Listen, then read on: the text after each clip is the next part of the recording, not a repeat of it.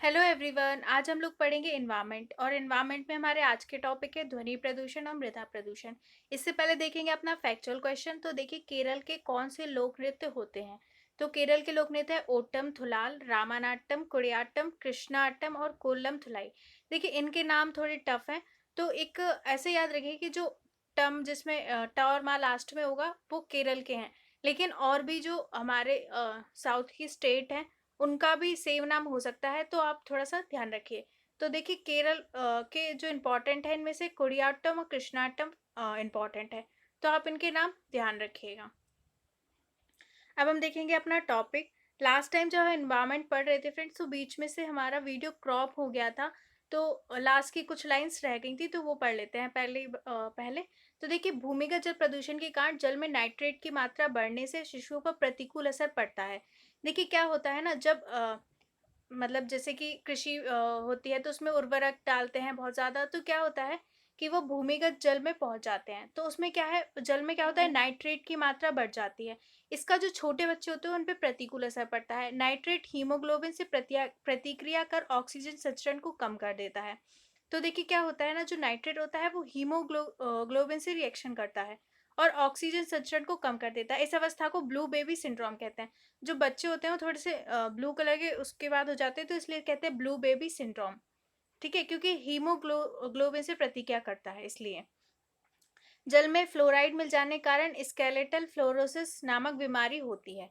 तो फ्लोराइड से होती है स्केलेटल फ्लोरोसिस। देखिए ऐसे पूछा जा सकता है कि ब्लू बेबी सिंड्रोम किससे होता है, तो नाइट्रेट से।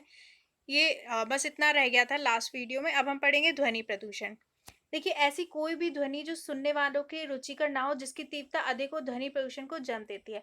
आप सोचते होंगे फ्रेंड्स कि ध्वनि प्रदूषण तो मतलब बाकी वायु प्रदूषण हुआ, इन सबको हम ज़्यादा इम्पोर्टेंटली लेते हैं, लेकिन ध्वनि प्रदूषण को कोई नहीं लेता इतना। लेकिन बहुत ज़्यादा ध्वनि होती है ना, बहुत ज़्यादा, मतलब आपकी एक क्षमता होती है हर चीज़ को सुनने की, अगर उससे बहुत ज़्यादा ध्वनि प्रदूषण होता है ना, तो आपकी क्षमता पर असर पड़ता है, ठीक है? इससे कई बीमारी भी होती हैं।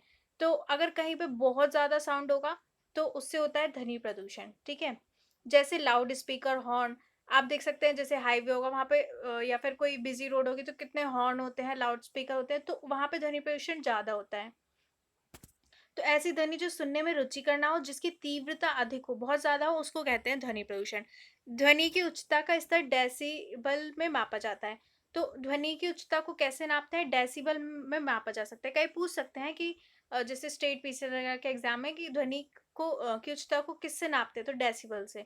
ठीक है? ध्वनि प्रदूषण के विभिन्न स्रोतों को 2 भागों में वर्गीकृत किया जा सकता है, भीतरी सोर्स और इंडोर सोर्स और बाह्य स्रोत, आउटडोर सोर्स। तो देखिए 2 इस तरीके के सोर्स हो सकते हैं। अब भीतरी स्रोत के अंदर क्या आता है, रेडियो, टेलीफ़ोन, पंखे, मतलब घर के अंदर जो चीज़ें हैं वो अगर ध्वनि प्रदूषण का कारण है, जैसे किसी के यहाँ रेडियो बज रहा है, टेलीफ़ोन, पंखे, कूलर, वातानुकूलित यंत्र इत्यादि, ये सब क्या करते हैं, घर के अंदर ध्वनि प्रदूषण करते हैं। अन्य प्रदूषणों की तरह ध्वनि प्रदूषण भी औद्योगिक व शहरीकरण का एक उपउत्पाद है। देखिए जैसे-जैसे औद्योगिकीकरण बढ़ा है, शहरीकरण बढ़ा है, तो इसके कारण ध्वनि प्रदूषण भी बढ़ा है। विश्व स्वास्थ्य संगठन जो है डब्ल्यूएचओ, वर्ल्ड हेल्थ ऑर्गेनाइजेशन ने भीतरी स्रोत के लिए अधिकतम ध्वनि तीव्रता 30 डेसिबल निर्धारित की है।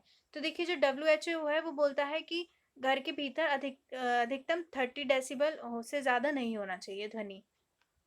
बाह्य स्रोत प्रदूषण के अंतर्गत बाह्य स्रोत के अंदर क्या आते हैं, मतलब जो घर के बाहर के स्रोत है, जैसे लाउड स्पीकर, औद्योगिक गतिविधि, रेल, हवाई जहाज, बाजार, बाजार में कितनी आवाजें होती हैं, तो ये सब आते हैं। अनेक मौकों पर की गई आतिशबाजी भी ध्वनि प्रदूषण का कारण बनती है। तो देखिए अगर पटाखे वगैरह फोड़ते हैं तो उससे भी ध्वनि प्रदूषण होता है। भारत सरकार ने क्या किया ध्वनि प्रदूषण के लिए, तो देखिए उसने ध्वनि प्रदूषण नियंत्रण और विनियमन नियमावली जारी कर अलग अलग क्षेत्रों के लिए ध्वनि का स्तर तय किया है। तो देखिए सरकार ने बताया है कि अलग-अलग जगहों पे अलग-अलग ध्वनि का स्तर होना चाहिए। अब देखिए कोई स्कूल है तो वहाँ पर ध्वनि का स्तर जो है कम होना चाहिए। तो देखिए अस्पताल, शैक्षणिक परिसर, न्यायालय, धार्मिक स्थल और ऐसी कोई अन्य प्राधिकृत जगह के न्यूनतम 100 मीटर का क्षेत्र क्षेत्र साइलेंस ज़ोन होता है। तो अगर ऐसी कोई जगह है, अस्पताल है, न्यायालय, कहीं भी शैक्षणिक परिसर, तो वहाँ पर जो 100 मीटर का क्षेत्र होगा, वहाँ का क्षेत्र कैसा होगा? शांति का क्षेत्र होगा। अब देखिए ध्वनि प्रदूषण के प्रभाव क्या-क्या पड़ते हैं। इससे उच्च रक्तचाप, देखिए हाई ब्लड प्रेशर हो सकता है, अनिद्रा हो सकती है, नींद ना आए, श्रवण क्षमता का ह्रास हो सकता है, मतलब सुनने की क्षमता का हास हो जाएगा, एकाग्रता की कमी, क्रोध, गुस्सा और मानसिक अवसाद जैसी समस्या हो सकती है अगर लगातार आप बहुत ज़्यादा ध्वनि में रहते हैं। मृदा प्रदूषण क्या होता है? तो देखिए, मृदा में ऐसे किसी पदार्थ का मिल जाना जो उसकी गुणवत्ता और उसकी उर्वरता को प्रतिकूल रूप से प्रभावित करे, मृदा प्रदूषण कहलाता है। ठीक है? मिट्टी की उर्वरता होती है, अगर उसको प्रभावित करता है। मृदा प्रदूषण के रूप में ऐसे किसी भी कारक को निरूपित किया जाता है जो न केवल मृदा की गुणवत्ता बल्कि उसकी बनावट तथा उसके खनिज तत्वों को दुष्प्रभावित करता है, बल्कि मृदा में उपस्थित जीव समुदाय के जैविक संतुलन को भी बिगाड़ता है। तो देखिए, वो मृदा मृदा प्रदूषण क्या होगा? मृदा में ऐसी कोई चीज़ मिल गई है जो उसकी उर्वरता या उसकी गुणवत्ता, उसकी बनावट को खराब कर रही है, या उसमें जो भी जीव समुदाय, बहुत सारे वो छोटे बैक्टीरिया, माइक्रोब्स ये सब रहते हैं, तो या तो उनको, जो उनके भी जो एक जैविक संतुलन बना रहता है उसको बिगाड़ रहा है। समानतः प्रदूषित जल मृदा प्रदूषण का भी कारण बनता है। देखिए, अगर जल प्रदूषित है तो मृदा भी प्रदूषित होगी उसके कारण। साथ ही फ्लाई ऐश, लोहे और स्टील का कचरा, प्लास्टिक, सीवेज इत्यादि मृदा प्रदूषण के प्रमुख कारण हैं।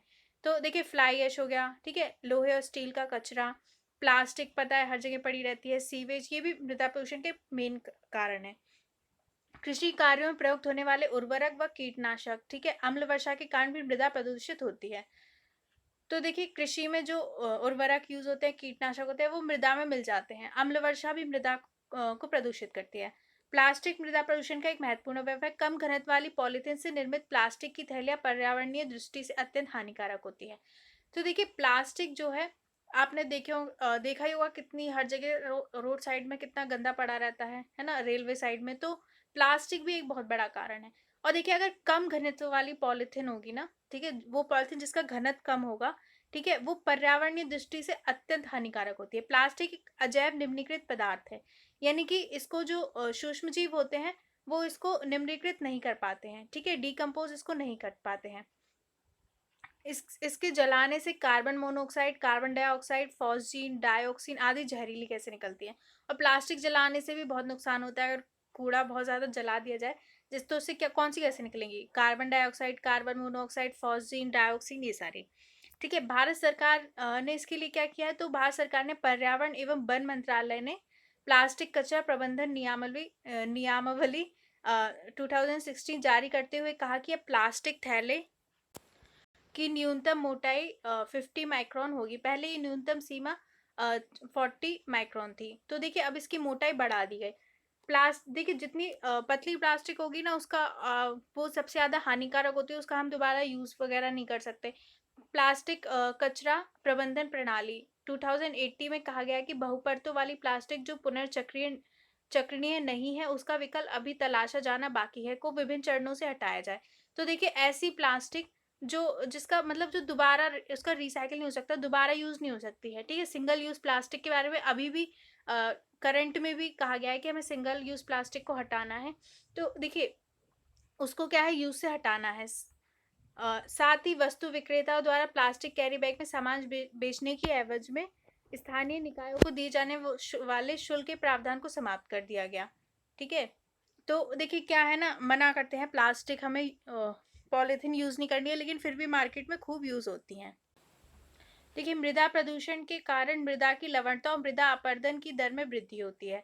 इससे मृदा में पोषक तत्वों का क्षरण होता है तथा मृदा की उर्वरता कम हो जाती है। अगर मिट्टी बहुत ज़्यादा प्रदूषित हो जाएगी तो हम उसमें अपनी कृषि नहीं कर पाएंगे, ठीक है? उसकी उर्वरता कम हो जाएगी, उसमें पोषक तत्व कम हो जाएंगे, मृदा अपरदन होगी। इसलिए हमें मृदा प्रदूषित होना एक काफ़ी खराब बात है। देखिए, प्रदूषक नाइट्रोजन स्थिरीकरण की दर को घटा देता है। तो नाइट्रोजन फिक्सेशन जो होता है ना प्रदूषण से, वो भी कम हो जाता है।